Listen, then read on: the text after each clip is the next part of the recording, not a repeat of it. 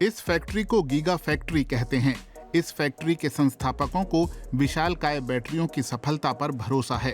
दुनिया को भी इनकी जरूरत है, क्योंकि इनके बगैर टिकाऊ ऊर्जा का उत्पादन मुश्किल होगा। लेकिन इस रास्ते में कई चुनौतियां हैं।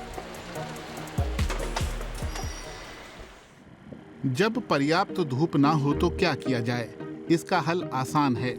ऊर्जा को पहले से ही जमा करके रखा जाए। टेस्वोल्ट कंपनी की बनाई विशालकाय बैटरियों से ये संभव है। मौसम अच्छा हो तो जर्मनी में काफी सौर ऊर्जा संयंत्र काम कर सकते हैं। इनमें बनी ऊर्जा को स्टोर करके शाम में या ऐसे मौसम में इस्तेमाल किया जा सकता है। ये तरीका जर्मनी में अभी इतना प्रचलित नहीं है, लेकिन मांग तेजी से बढ़ रही है। एक मॉड्यूल 10 किलोवाट आवर्स की ऊर्जा स्टोर कर सकता है।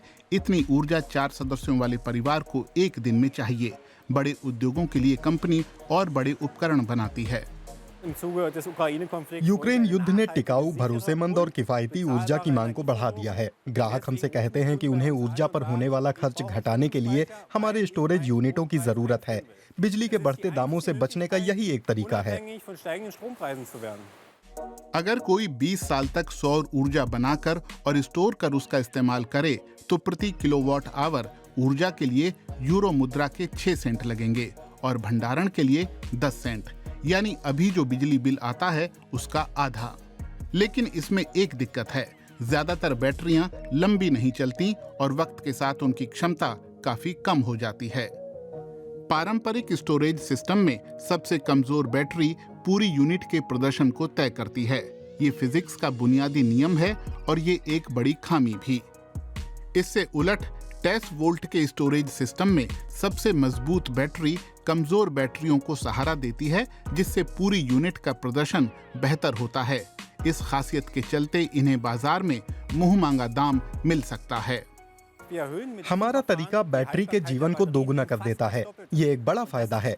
जो ग्राहक सौर या पवन ऊर्जा संयंत्र खरीदते हैं, वे चाहते हैं कि उनका निवेश सार्थक हो। संयंत्र भी 20 साल तक चले और बैटरियां भी।